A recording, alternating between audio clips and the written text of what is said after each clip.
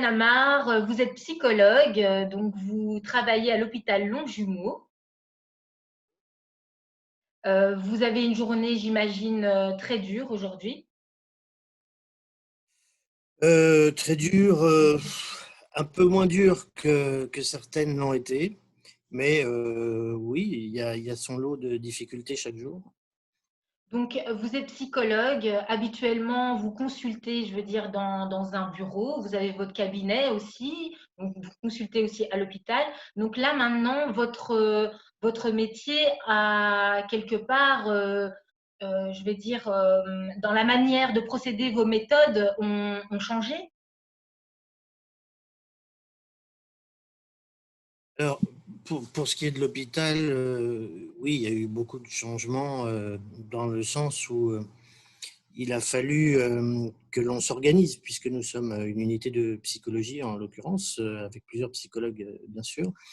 Euh, Par exemple, nous nous sommes organisés en consacrant un des psychologues au secteur non-Covid, de manière à ce que nous n'allions pas contaminer les autres services. Et puis le reste s'est déployé, le reste des psychologues s'est déployé sur les services affectés à ce virus, dont je fais partie. Voilà. D'accord. Est-ce que vous Donc pouvez... effectivement, il y a des changements dans le sens où nous avons dû beaucoup plus nous rendre directement dans les services que d'habitude. D'habitude, nous fonctionnons plutôt à la demande, sur demande, soit des patients, soit des proches, soit des professionnels. Et là, nous nous sommes dit que nous serions certainement plus opérationnels en venant les voir, les professionnels, et puis les patients aussi d'ailleurs, pas les proches, puisqu'ils sont, en tout cas au départ, n'étaient pas là, mais aujourd'hui, on commence à les laisser un peu venir. Donc ça a été un changement majeur, effectivement. Et en fait, est-ce que vous pouvez nous expliquer en fait comment ça se passe quand vous arrivez? Donc, vous arrivez à l'hôpital, vous mettez votre tenue, votre masque. Expliquez-nous en fait comment votre journée se déroule.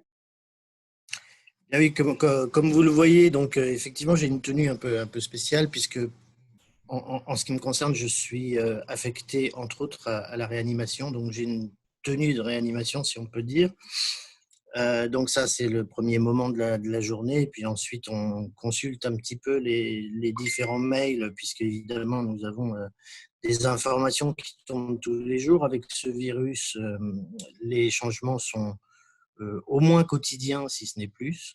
Donc nous tenons informés un petit peu sur l'état actuel de la situation, les réglementations, D'autant que vous avez votre notamment, équipe aussi. Vous avez votre équipe de bien psychologues. sûr. Oui, oui, tout à fait. Donc nous avons effectivement beaucoup à nous informer au préalable, et puis ensuite, eh bien, on se rend dans les services, soit pour voir de nouvelles situations, enfin participer à de nouvelles situations, soit, en l'occurrence, en réanimation. On voit un petit peu quelle est l'évolution des gens, dans les autres services aussi, bien entendu. Et donc, Euh, ouais. et on a évidemment beaucoup de très bonnes surprises, et puis parfois, malheureusement, des mauvaises. Donc voilà, donc vous êtes proche du corps soignant, donc des médecins, des infirmières, des aides-soignantes et aussi des patients. Donc ça veut dire que c'est vraiment de la psychologie à 360 degrés, quoi. Vous êtes vraiment sur, comme on pourrait dire, sur le front. Donc comment, aujourd'hui, après plus de 30 jours en fait, euh, de cette situation, comment, dans quel état d'esprit le corps soignant se trouve aujourd'hui? Oh, il est partagé. Il y a bien sûr la fatigue, il y a l'usure, il y a l'incertitude aussi quant à l'avenir, puisqu'on ne sait absolument pas comment les choses vont évoluer, si on va retrouver les activités précédentes. Certains services commencent à reprendre les activités avant Covid, on va dire, de spécialité. Euh, donc il y a ce climat d'incertitude qui n'est pas facile, la fatigue aussi.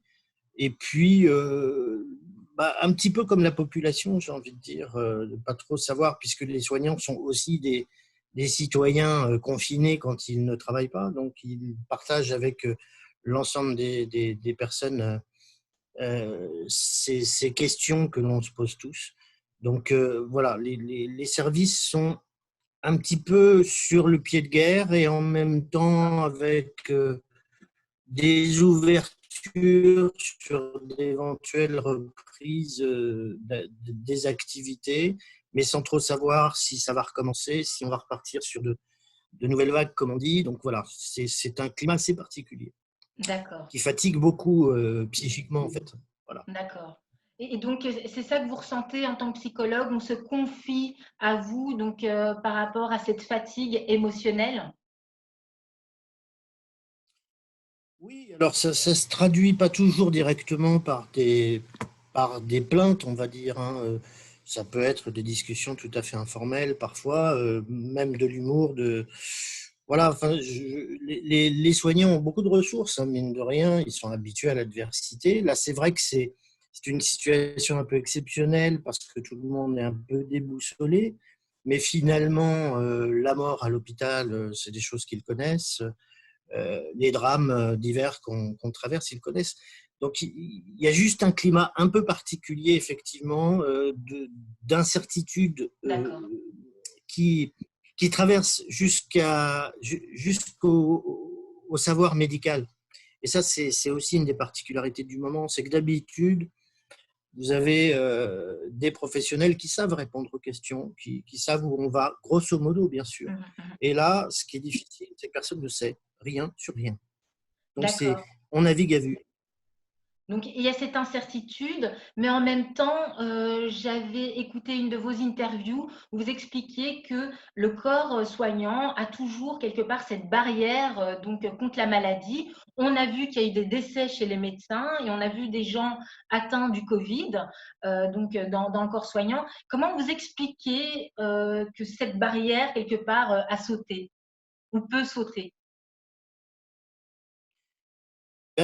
D'habitude, les soignants, surtout lorsqu'ils sont dans un service de spécialité, connaissent la maladie en question, savent s'ils l'ont ou s'ils ne l'ont pas, et fort heureusement, dans la majorité des cas, ils ne sont pas concernés.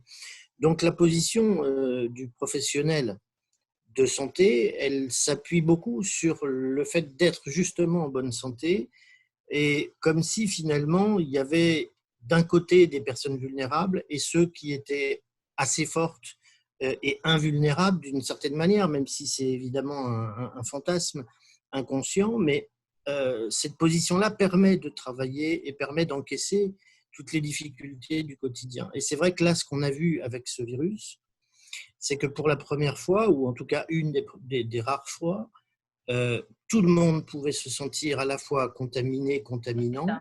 Ça, c'est sur la potentialité. Et effectivement, à chaque fois qu'on a entendu un soignant, parce qu'il n'y a pas que des médecins, il y a aussi des aides-soignants, il y a aussi Bien des sûr. infirmiers qui ont été touchés. Euh, Nous avons eu un aide-soignant de notre groupe hospitalier qui est décédé, effectivement, parce qu'il n'avait pas eu les protections nécessaires au tout début de la crise. Donc ça, c'est pas rien quand même. Bien Et sûr. effectivement, du coup, il y a eu un climat de vulnérabilité au sens propre et figuré, au sens psychologique et physique.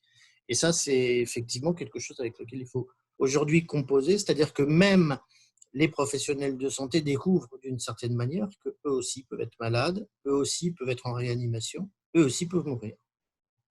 C'est ce qui rend cette situation complètement inédite quelque part. Et je voulais voir aussi Tout à fait. avec vous euh, le rapport. Donc maintenant, là, on a parlé des corps soignants. Là, on va parler en fait de la psychologie donc du patient. Donc, comment aujourd'hui un patient vit cet isolement euh, donc du fait qu'il est coupé de sa famille, qu'il ne peut pas voir sa famille comme la famille voudrait ou comme il voudrait. Comment vous vivez ça auprès des patients? Alors, bon, il y a deux réalités au moins, il y en a bien plus, mais enfin, si on veut schématiser, il y a les patients de réanimation euh, que je vois soit avant les assistances respiratoires, soit après, une fois arrive à les sevrer de ça et qui, de toute façon, vivent un isolement du fait de ce qu'ils traversent dans cette épreuve, hein, à la fois physiquement et moralement. Donc, évidemment, il y a un isolement et un sentiment de solitude qui vient se greffer là-dessus, qui est par plus ou moins important. Et là, vous avez effectivement des patients qui peuvent communiquer avec leurs proches, d'autres pas, soit parce qu'ils ne sont pas encore capables de le faire, soit parce qu'ils n'ont pas les outils. Alors aujourd'hui, on a heureusement à l'hôpital obtenu des tablettes, enfin des moyens divers pour combler la rupture.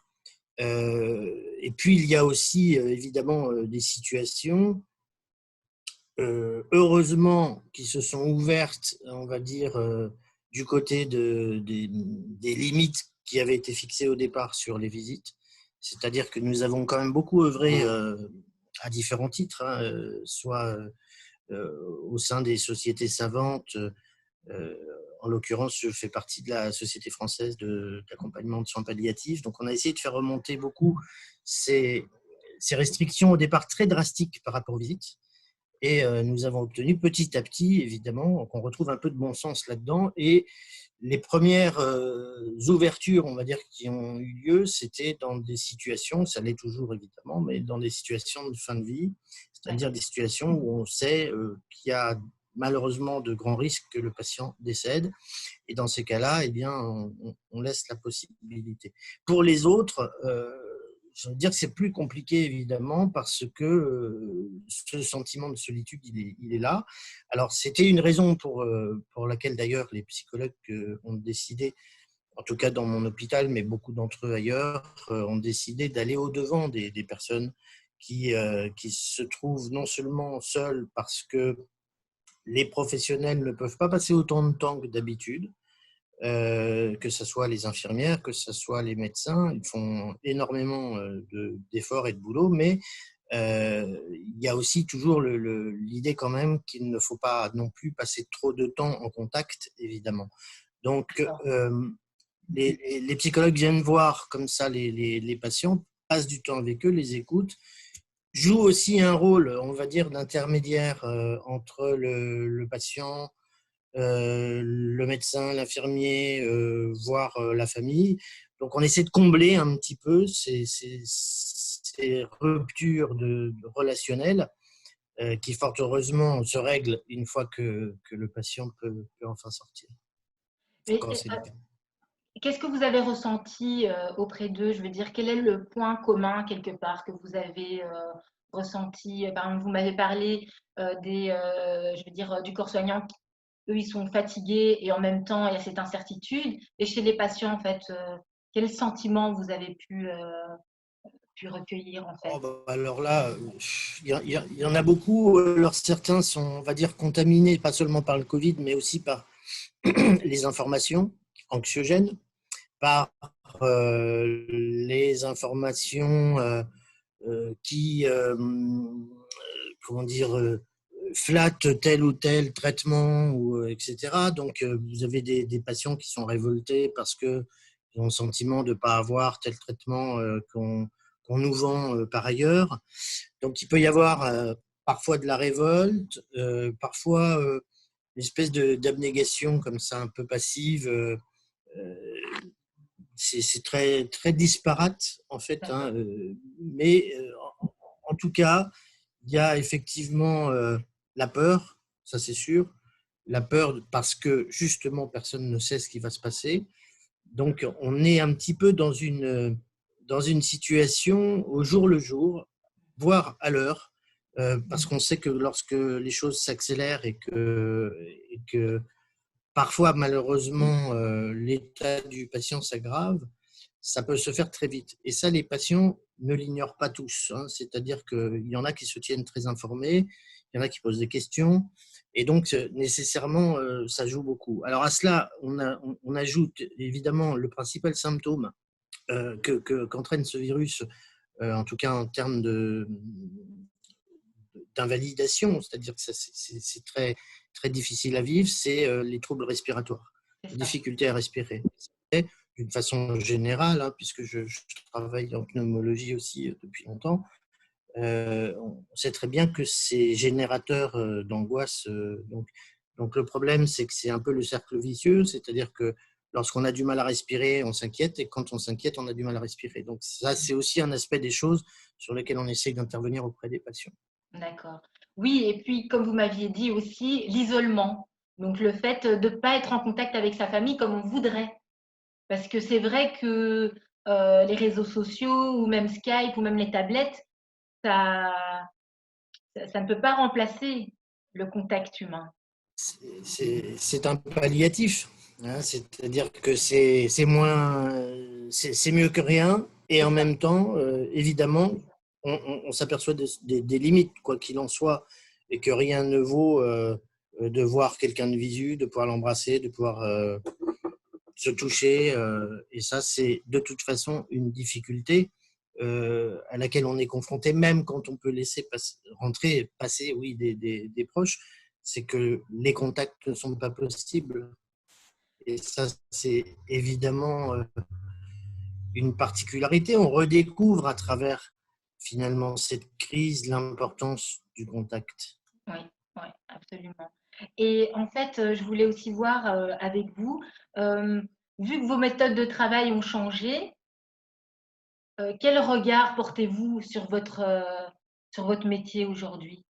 Parce que habituellement, vous recevez plus, enfin, les personnes viennent à vous. Vous voyez ce que je veux dire? Là, c'est vous qui allez quelque part Oui, vers oui, eux. tout à fait. Tout à fait. Je pense qu'on aura besoin, on en parle avec certains collègues, hein, ça va forcément venir interroger, bouleverser peut-être notre manière de voir les choses. Euh, Certains d'ailleurs qui se sont mis à faire des consultations au téléphone aussi découvrent de nouvelles choses à travers ce qui se passe dans ce type de relation un peu nouvelle, même si certains avaient déjà commencé ce genre de travail. Mais là, vraiment, ça s'est généralisé, on va dire. Donc, bien entendu. Mais pour ma part, en tout cas, je ne sais pas encore quelles leçons tirer de tout cela. Là, on est dans une situation un peu particulière de crise. Vous êtes dans Je ne l'action. sais pas si c'est de guerre, cas de crise, voilà, d'action. On fait ce qu'on peut. On est là où on pense qu'il faut essayer d'être. Parfois, on arrive au bon moment, parfois pas. Euh, voilà, donc, je veux dire, c'est une psychologie, si on veut, qui est celle du moindre mal. On essaie de faire au mieux. On n'est pas dans des psychothérapies comme on peut en faire très habituellement, évidemment. On est dans des choses beaucoup plus ponctuelles et c'est certainement même beaucoup plus modeste. Mais pour autant, on, on découvre des choses extraordinaires, on fait des rencontres extraordinaires parce que tout est exacerbé finalement, hein. Les émotions, que ce soit dans le mauvais ou dans le bon, c'est-à-dire que lorsqu'un patient sort enfin de l'hôpital, on est tous super contents. C'est quand même pas comme ça que ça se passe d'habitude, hein, il faut bien le Oui. dire.